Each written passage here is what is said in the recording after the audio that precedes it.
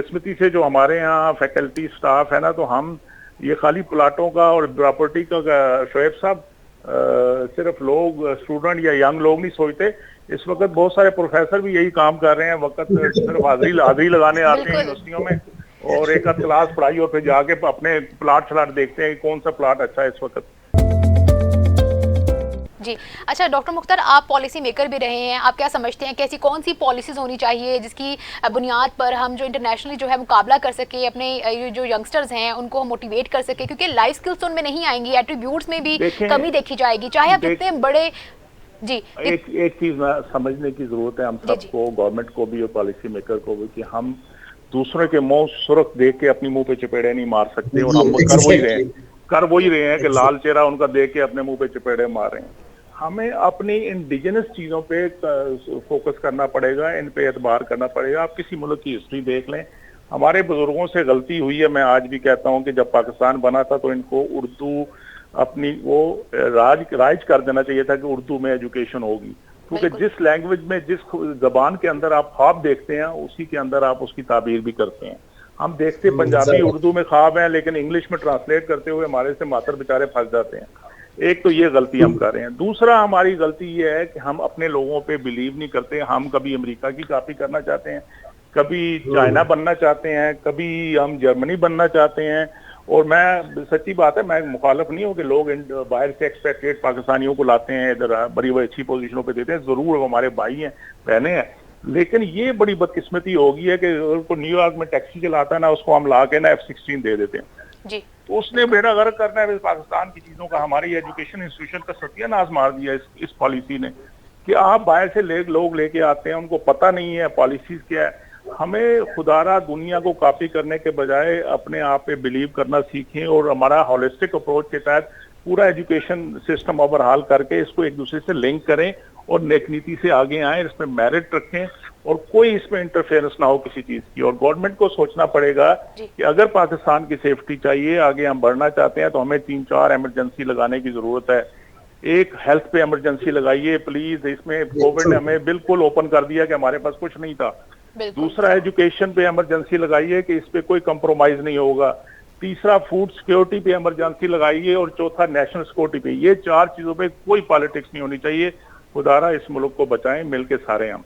बिल्कुल डॉक्टर शुएब, बात उनकी बिल्कुल सही है। उन्होंने कहा है कि लैंग्वेज बैरियर है, एक लैंग्वेज पे हम जो है अपनी एजुकेशन नहीं दे पा रहे हैं। दूसरा, उन्होंने ये भी कहा कि हम अपने लोगों पे भरोसा नहीं कर रहे हैं। काफ़ी हद तक उनकी बात सही है, क्योंकि पाकिस्तान में इस वक्त जो रिसर्च की जा रही है PhD लेवल पर, उसका जो कोई आउटपुट सामने नहीं आ रहा, और उसके ऊपर जो एक्सपेरिमेंट्स हैं वो नहीं हो रहे, तो पाकिस्तान किस तरह से डेवलप होगा? हम अपने लोगों पर भरोसा नहीं कर रहे हैं। जी, और इसका एक सबसे बड़ा मुतासरीन ये आपके सामने भी बैठा हुआ है कि बहुत सी ऐसी जगह जहां पर हम कंपटीशन में गए हैं, और बाय ऑल मीन किसी भी एतबार से हमारा जो एक वो कह लेना कि कैलिबर था, या जो डॉक्यूमेंट्स के अंदर जो पेपर पे जो चीजें होती हैं वो सारी की सारी मौजूद थी। तो या तो मुतासरीन हुए हम इन्हीं एक्सपर्ट जो थे बाहर से जिनको लाया गया, और या हम मुतासिर हुए वहां पे मेरिट के ना, कि एक इतनी बदकिस्मती हमारे साथ ये चलती हुई आ रही है। मैं अब क्या यहाँ जिक्र करूं आपके फोरम पे कि मेरी एक ऐसी यूनिवर्सिटी में जाने का इत्तेफाक हुआ, और मजे की बात है कि मैं डॉक्टर मुख्तार साहब का नाम देखकर ही मैं वहां गया था, लेकिन मुझे पता चला कि ये वो वाले डॉक्टर साहब नहीं है, और उनका बायोलॉजी का बैकग्राउंड था, और वो स्किल यूनिवर्सिटी के वाइस चांसलर लगे हुए हैं। अब जब आप ये होगा, और इस मेरिट के दौर में होगा, जब आप ये कहते हैं कि जनाब हमने मेरिट ये कर दी, तो हमने वो कर दिया, और हमने ये नया मदीना बना दिया और ये कर दिया, तो वहां पर उस नई मदीना की रियासत में एक ऐसे वाइस चांसलर आजकल बैठे हुए हैं जिनका बायोलॉजी से ताल्लुक है, बायोलॉजी का बैकग्राउंड है, और वो स्किल यूनिवर्सिटी को चला रहे हैं, नेशनल पाकिस्तान की पहली नेशनल स्किल यूनिवर्सिटी को। जी। तो जब आप इस तरीके से अपने लोगों के साथ ये सलूक करेंगे, अपने लोगों के साथ आप ये म्यार रखेंगे, और इतना तजाद होगा आपके कोलोफेल के अंदर, तो फिर बताइए कहाँ से एजुकेशन सिस्टम उठेगा? इस वक्त तो ये है सबसे बड़ा चैलेंज। बिल्कुल। अच्छा डॉक्टर मुख्तार, मैं आपसे जानना चाहूँगी कि अभी जैसे 2019 में आई गेस PHC जो पेशावर हाई कोर्ट है उसने एक फैसला दिया। उन्होंने कहा कि ये जो हैवी बैग्स हैं ये स्टूडेंट्स को अलाउ नहीं किए जाएंगे। उसमें वेट का बता दिया गया कि इतने से ज़्यादा अगर वेट हो तो नोटिस लिया जाएगा। इस तरह के बहुत सारे मामला हैं।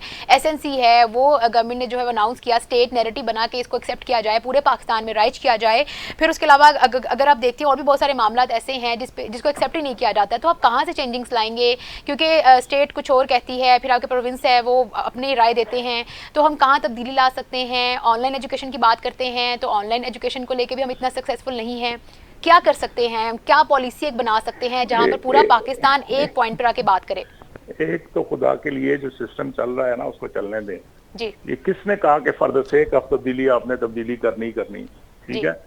एक तो ये जो 18 अमेंडमेंट का लेके हम झुनझुना बजाते रहते हैं कि जी ये तालीम जो है ना ये सूबाई मामला है। बाबा पहले भी सूबे ही तालीम चला रहे थे, एक फेडरल गवर्नमेंट क्या कर रही थी, लेकिन कम से कम एक फेडरेशन लेवल था जिसने सबको जोड़ के रखा हुआ था। मुझे तो डर लगता है कभी कभी कि ये पाकिस्तान का नाम हम किताबों में पढ़ेंगे, क्योंकि इतने इलाकायत बेस और दूसरी बात ठीक है पॉलिटिकली आप जो राइट है डिसीजन मेकिंग वगैरह करें, लेकिन तालीम और इन चीजों को तो छोड़ दें भाई। आप एक स्टैंडर्ड जिस तरह अभी ये गवर्नमेंट ने फैसला किया, आई विश कि अल्लाह करे वो हो जाए कि सिंगल करिकुलम बेस चलेगा स्कूलों कॉलेजों में, तो वो सही है, एक बेसिक कंसेप्ट बना लें, लेकिन वो ये कॉपी पेस्ट ना करें ना कि आधा इधर से तीतर ले लिया, आधा बिटेर ले लिया, मिला के बना दिया, वैसा नहीं। आप उसके ऊपर होलिस्टिक अप्रोच के तहत बेसिक लर्निंग आउटकम सामने रख के जो दुनिया का मॉडल है आप अपना करिकुलम बनाएं और फिर सूबों से कहें कि आप अपने हीरो इसमें और डालें, आप अपनी तरफ से जो ऐड करना चाहें करें, लेकिन बेसिक स्ट्रक्चर यही रहेगा। और जहां तक यूनिवर्सिटी का सिस्टम का मतलब है, तो यूनिवर्सिटियों में तो ऑलरेडी करिकुलम एक ही है, और जो डिफरेंशिएट करता है कि कितना अच्छा आप करिकुलम डिलीवर करते हो, कितना अच्छा आप लोगों को आउटकम लेके आते हो, वो आपको डिफरेंशिएट करता है। यही दुनिया की प्रैक्टिस है। और हमें, आपने रिसर्च की बात की, बेसिकली बिलीव मी रिसर्च में सिर्फ हम नंबर गेम की तरफ अपना सीवी मोटा कर रहे होते हैं। कोई आउटकम नहीं है, कोई आउटकम नहीं है। मैंने एक स्लोगन दिया कि खुदा के लिए ये इम्पैक्ट फैक्टर वगैरह सब रबिश चीजें हैं, इससे निकले and please go for impact based research कि किसका फायदा ह्यूमैनिटी को हो, बनी नो इंसानियत को फायदा हो, किसी इंसान का भला हो, वो प्रोसीजर आप अच्छा करें। इसके बजाय हम धड़ाधड़, कोई कहता है मैंने 300 मेरा पेपर है, कोई कहता है मेरा 1400 पेपर है, कोई कहते हैं मेरे इतना इम्पैक्ट फैक्टर है। Who care? मुझे बताओ कि आपने पाकिस्तान के लिए क्या किया, कौन सा मसला हल किया आपने, मेरा कौन सा मसला हल किया उन्होंने आपका कौन सा मसला हल किया, डॉक्टर शेब की जिंदगी कैसे आसान की। तो ये चीजें देखने जोगी हैं। हम वो बात वही है कि हम दूसरों का मुंह सुर्ख दे के अपने चपेड़े मारते जा रहे हैं और यही पता नहीं कब तक करते रहेंगे। जी बिल्कुल सर, एजुकेशन पर सियासत की जा रही है, ये भी एक पहलू देखा जा रहा है। ऐसा ही बिल्कुल ऐसा ही। बिल्कुल। अच्छा डॉक्टर शेफ, ये बताएं कि हम अपनी न्यू जनरेशन को बेस्ट लीडर कैसे बना सकते हैं अपनी सोसाइटी के लिए? बड़ा मुश्किल सवाल है ये। बेस्ट लीडर देखें, मैं तो खैर नहीं है नाउमीद इकबाल अपनी कश्ते वीरा से, ऐसी बात नहीं है। हम भी आखिर इसी टाट से, इसी जगह से ही निकल के आज अल्हम्दुलिल्लाह अगर आपके सामने बैठे कोई दो चार बातें कर रहे हैं, तो इसी सिस्टम के हम भी पैदावार हैं। ऐसी बात नहीं है कि हम आउटराइटली इसी से निकलेंगे लीडर्स। लेकिन देखिए, दो तीन चीजें हैं अभी इस वक्त होना ये चाहिए। अभी जिस तरह से जो हमें खास तौर पे इस पेंडेमिक ने हमें बहुत कुछ सिखाया है, डॉक्टर साहब बिल्कुल ठीक कहते हैं, ये जिस एरा में हम दाखिल होने जा रहे हैं ना, तो हमें कोई थोड़ी सी अपनी फिक्र करनी पड़ेगी, अपनी ना एक मिनहासुल कौम इस्लाह करनी पड़ेगी। पेरेंटल तौर पर भी वालिदैन की भी जिम्मेदारी आएगी, इसमें सोसाइटी भी शामिल होगी और इसमें गवर्नमेंट भी शामिल होगी, ठीक है ना। यानी अब आपका जो वो नारों वाला या वो सिस्टम अब वो नहीं चल सकेगा ना। अभी सिंगल नेशनल करिकुलम को भी एक नारा तो बनाया गया है, लेकिन आप ये देखिए कि वो रिजेंटमेंट जो उसके आगे आएगी वो अभी आ गई है ना।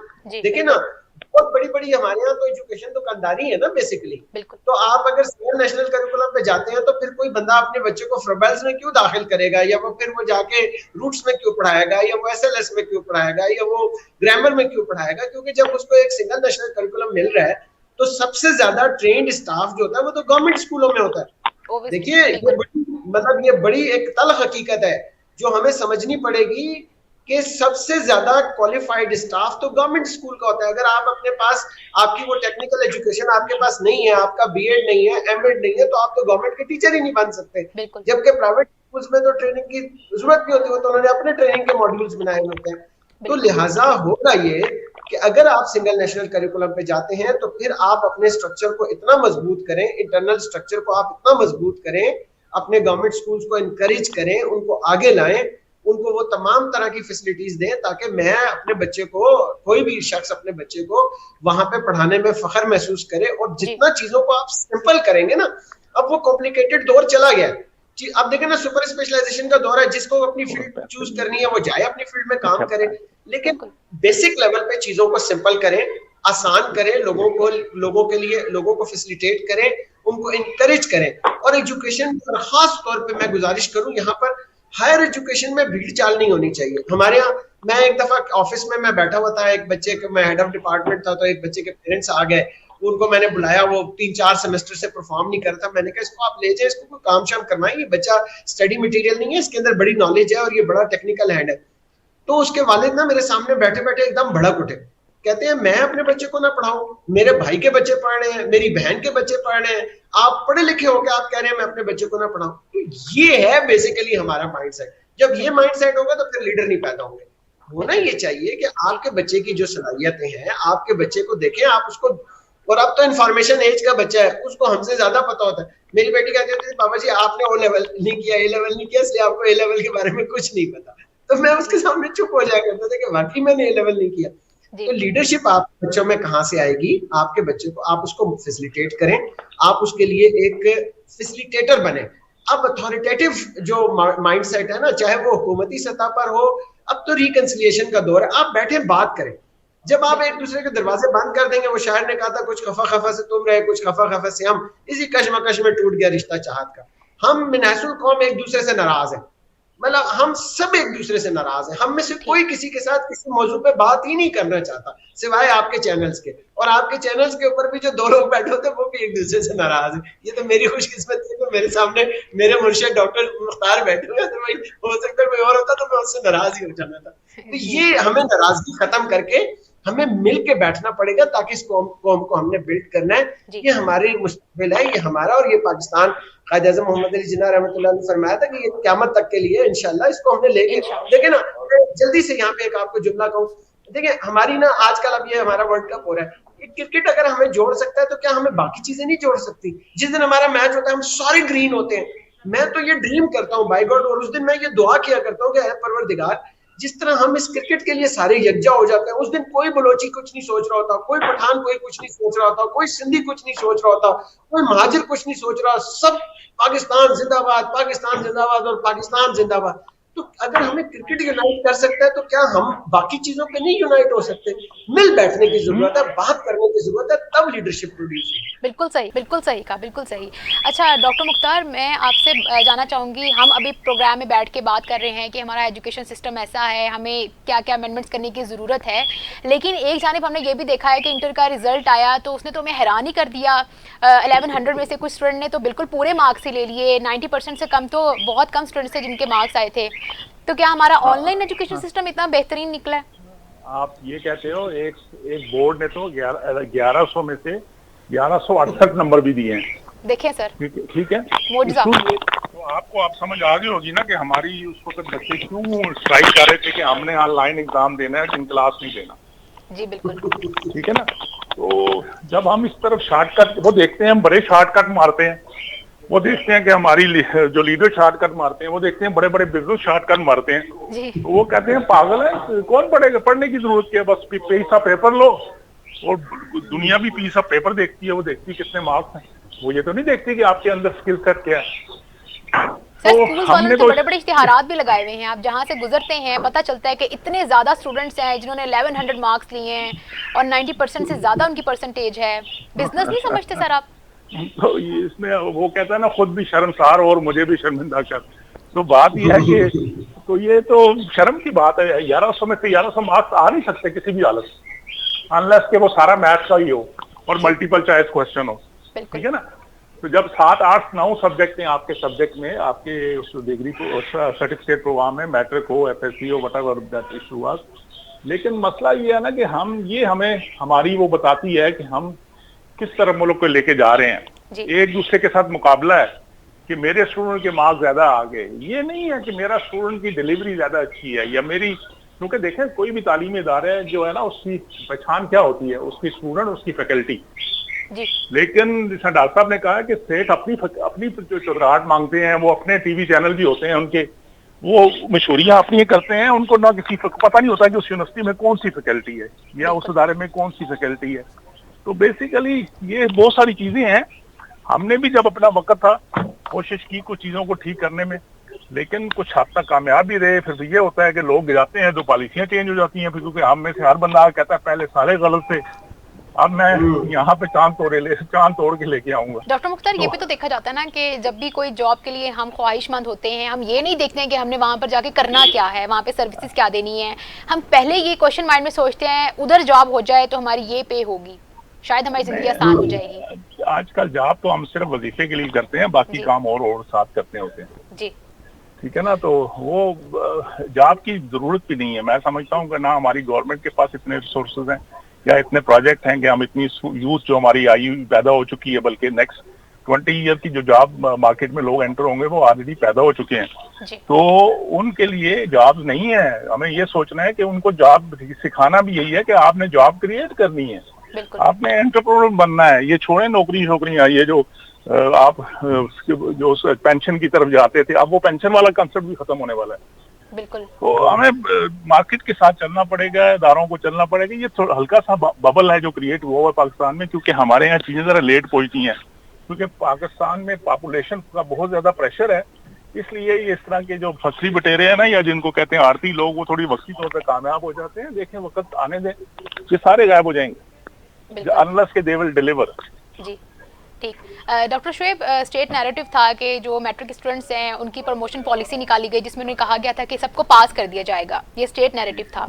तो उसके बाद देखा ये गया, रिजल्ट सी आए, ड्रॉबैक सी आए कि बहुत सारे कॉलेजेस हैं, गवर्नमेंट के कॉलेजेस हैं, जिन्होंने उनको उस बेस पर अपने कॉलेजेस में एडमिशन देने से मना कर दिया है। तो यहाँ पर कौन सी पॉलिसी जो है अप्लाई करनी चाहिए? स्टूडेंट्स का क्या कसूर है? कोरोना था, इस वजह से ये जो लिया गया, स्टेप लिया गया गवर्नमेंट की जानिब से, उसका जो नैरेटिव था स्टेट का, तो यहाँ पर क्या होना चाहिए? यहाँ पे किस तरह से हम कुछ कर सकते हैं अपनी एजुकेशन पॉलिसीज को लेके? मैं आपको एक बड़ी छोटी सी बात बताऊं। आपने तो बड़ा मुश्किल और कॉम्प्लिकेटेड की सी बात पूछी है, मैं आपको बड़ा आसान सा जवाब देता हूँ। हुआ पता क्या है, ये जो रिजल्ट्स बने हैं, ऐसा हुआ ना कि माशाल्लाह जो वहाँ पे बैठे हुए हैं वो इतने ही पढ़े लिखे हैं ना। वही बात है कि जब मेरिट की धज्जियां बिखरी, जब उनसे कोई पूछे जाके, जो ये बोर्ड्स के सरकर्दा लोग बैठे हैं, डॉक्टर साहब इन सारों को अच्छी तरह से जानते हैं, हुआ क्या है, वहाँ एक एक्सेल की शीट बनी है। उस एक्सेल शीट के अंदर उन्होंने एक फार्मूला डाला है। उस फार्मूले के डाल के उन्होंने ये भूल गए कि हमने इसके ऊपर चेक्स लगाने हैं इफ के जनाब अगर ये यूं होगा तो यूं होगा। देखिए, बड़ा आसान सी बात है, वो एक क्रिकेट में एक डक लुइस वर्थ मेथड होता है ना, तो उसमें सिचुएशन एनालिसिस होता है। इन्होंने कोई सिचुएशन एनालिसिस नहीं किया कि एक बच्चे का ये भी बैकग्राउंड हो सकता है, ये भी हो सकता है। इन्होंने एक फार्मूला लगाया, वो एक्सेल के कॉलम को पकड़ा, खींच के उसको नीचे तक लेके चले गए, और ये भूल गए कि अगर यही फार्मूला सब केसेस में अप्लाई होगा तो कहीं 1100 में से 1160 ना आ जाए। ठीक है, अब उनकी अकलमंदी, यानी जो लोग हमें रिजल्ट देते हैं, जिनके रिजल्ट्स के ऊपर आगे हमारे मुस्तकबिल का फैसला होता है, उनकी क्रेडिबिलिटी का ये आलम है जी। मेरी बात आप तक पहुंच रही है ना, होपफुली। तो ये यानी उनकी क्रेडिबिलिटी का ये आलम है। जो लोग बोर्ड्स के अंदर सरकर्दा लोग बैठे हुए हैं, उनकी अपनी क्रेडिबिलिटी का ये आलम है। तो सोचिए कि यार वो बच्चा तो फिर चीखता हुआ ठीक कह रहा है ना कि अब वो ठीक है, एक हमने मजाक तो बना ली कि जी बच्चे सारे पास हो गए। एक मैं उस दिन मैं पोस्ट देख रहा था, किसी ने मेरे साथ सोशल मीडिया पे शेयर की कि जनाब हम 11 साल बाद मैट्रिक का, कोरोना की वजह से मैट्रिक का इम्तिहान पास करने पर अपने भाई को मुबारकबाद पेश करते हैं, और ये सच्चा वाकया ये हुआ है ये ना। लेकिन दूसरी तरफ आप ये तो देखिए कि जो बच्चा जिसने दिन रात एक करके अपने माँ बाप की उम्मीदों को पूरा करने के लिए अगर उसने वो वहां लगाया था और वो उस फार्मूले में मुतासिर होकर उसके मार्क्स ही नहीं आए, तो वो कहाँ जाएगा ना। लिहाजा होना ये चाहिए था जब इन्होंने प्रीएम्प्ट कर लिया था और इनको टाइम भी मिल गया। देखिए, बदकिस्मती ये हुई है कि हम ना टाइम पे नहीं रिएक्ट करते। हमारे वो बहुत पहले एक टीवी पे प्रोग्राम आया करता था कि हम कब तक अपनी इस्लाह के लिए हादसों के मुंतजिर रहेंगे ना। तो हुआ ये है, जो कौमें तो थी, जो बड़ी कौमें थी, जिन लोगों को पता था, उन्होंने तो फौरन उसको रिएक्ट किया, उन्होंने फौरन उस चीजों को प्रीएम्प्ट किया और उसके मुताबिक अपनी पॉलिसीज को सेट किया। हमारे वाले पहले सोए रहे कि अच्छा जी दफ्तर खुलेगा तो तब। हमारे यहाँ तो दफ्तर का काम भी, हमारे यहाँ तो रोड का, सड़क का भी काम होता है 9 to 5 ना। उसके बाद बेशक उस 9 to 5 में पूरी ट्रैफिक जैम रहे, उनको बाहर में जाए, कोई उनसे इससे दिलचस्पी नहीं है। बाहर तो जनाब रातों रात वो सड़क बना के सुबह ट्रैफिक को खोलते हैं। तो लिहाजा ये पहले बैठे रहे हैं, पहले सारे सोए रहे हैं। उसके बाद जब सर पे पड़ी तो इन्होंने कहा, एक फार्मूला बना के इन्होंने दे दिया कि ये ले जनाब अप्लाई कर दें। अब उसकी वजह से बेताशा बच्चे मुस्तकबिल उनके दांव पे लगे हुए हैं। अब रावलपिंडी बोर्ड ने क्या किया, ज़ाहिर है मैं जिस जहाँ का रहने वाला हूँ मैं वहां का तो बता सकता हूँ, उन्होंने एक स्पेशल एग्जाम ऑफर कर दिया। अब उस स्पेशल एग्जाम के अंदर अगेन आके बच्चे मेरिट में फंसे हुए हैं कि कॉलेज में अब 2-2 महीने हो गए हैं कि क्लासेस शुरू हो गई हैं, कोई कुछ हो गया। अब बताइए वो जो स्पेशल एग्जाम में बच्चा अगर स्कोर कर भी लेता है तो क्या उसका 1 साल जाया हो गया? और वो माँ बाप जो बेचारे बड़ी स्ट्रगल करके फीसें पूरी कर रहे हैं, जाहिर है गवर्नमेंट में तो किसी कॉलेज में पढ़ाना नहीं है, प्राइवेट कॉलेज में वो लेके जाएंगे तो प्राइवेट कॉलेज तो अभी 50-50 हजार रुपए फीस ले रहा है। तो बताइए वो 50,000 के लिए वो अपने आप को बेचेगा इस 100 रुपए महंगाई में? तो ये अजीब खिचड़ी पकी हुई है, पता नहीं क्या करना चाहते हैं इस मुल्क के साथ ये लोग, क्या इसका मुस्तकबिल करेंगे, क्या कुछ करेंगे। लेकिन इस वक्त ग्राउंड पे जो चीजें खराब हुई हुई है ना, वो बस मतलब दिल रोता है खून के आंसू के, ये क्या कर रहे हैं। जी जी नाजरीन, प्रोग्राम का वक्त खत्म हो गया। बहुत शुक्रिया साबिक चेयरमैन HEC डॉक्टर मुख्तार और डॉक्टर शुएब माहिर तालीम इस वक्त प्रोग्राम में हमारे साथ मौजूद थे। नाजरीन, किसी भी सोसाइटी में तरक्की के लिए holistic sustainable development plus congenial global किसी भी फ्यूचर बिल्डिंग के लिए अगर आप चाहिए तो ये इनमें सबसे ज़्यादा इंपॉर्टेंट है क्वालिटी ऑफ एजुकेशन का होना। अगर ये मौजूद होगी तो आपकी सोसाइटी जो है वो तरक्की कर पाएगी। इसके लिए जो भी आपको पैरामीटर्स इस्तेमाल करने पड़ेंगे वो आपको करने चाहिए। स्टेट नैरेटिव जो है उसको अपनाना चाहिए। ये नहीं होना चाहिए कि स्टेट कोई अपना नैरेटिव दे रही है तो वहाँ पर एतराज़ात शुरू हो जाएं, क्योंकि वक्त की नौयत के साथ साथ हालात को देखते हुए मद्देनज़र रखते हुए आपको बहुत सारे स्टेप्स लेने पड़ते हैं। और जैसे कि ऑनलाइन सिस्टम भी आया और प्रमोशन पॉलिसीज़ पर भी हमने बात की, किस तरह से मैट्रिक स्टूडेंट को प्रमोशन पॉलिसी दी गई, इस तरह से जो कॉलेजेस हैं उन्होंने अभी तक जो एडमिशन्स नहीं दिए हैं बहुत सारे स्टूडेंट्स को, ये भी बड़ा एक मौमा है क्यों नहीं दिया गया, जबकि स्टेट ने नैरेटिव दिया था कि प्रमोशन पॉलिसी के तहत मैट्रिक के तमाम स्टूडेंट्स को पास कर दिया जाएगा। और इसके अलावा इंटर का जो रिजल्ट आया है हमने ये देखा कि जो उनका जो एकेडमिक लेवल पर जो जिस तरह से रिजल्ट्स को बनाया गया है, जो वहाँ पे चेकलिस्ट लगाई गई थी, उसी को ऑपरेट करने वाले जो लोग थे उनकी सॉफ्ट स्किल्स की बहुत ज़्यादा कमी थी, जिसकी वजह से बहुत सारे स्टूडेंट ने सफ़र भी किया है। अगर एक जानी बहुत सारे स्टूडेंट्स के मार्क्स बहुत अच्छे आए हैं तो दूसरी जानी बहुत सारे स्टूडेंट्स ने सफ़र भी किया है। तो उसमें उन पेरेंट्स का क्या कसूर है जिन्होंने बहुत सारी जो फीसेस दे के पूरा साल वेट किया स्टूडेंट्स ने। तो इस पर सारी नज़रसानी करना बहुत ज़रूरी है और वक्त के मुताबिक जो है एजुकेशन के जो पैरामीटर्स हैं उनको भी चेंज करना चाहिए अगर हम डेवलपिंग कंट्री से डेवलप कंट्री में चेंज होना चाहते हैं। ये बहुत ज़्यादा ज़रूरत है इस वक्त की। तो नाज़रीन, इसी के साथ अपनी मेज़बान मरियम खान को दीजिए इजाज़त। दोबारा से प्रोग्राम में मुलाकात होगी एक नए मौजू और मेहमान के साथ। तब तक के लिए अल्लाह हाफ़िज़।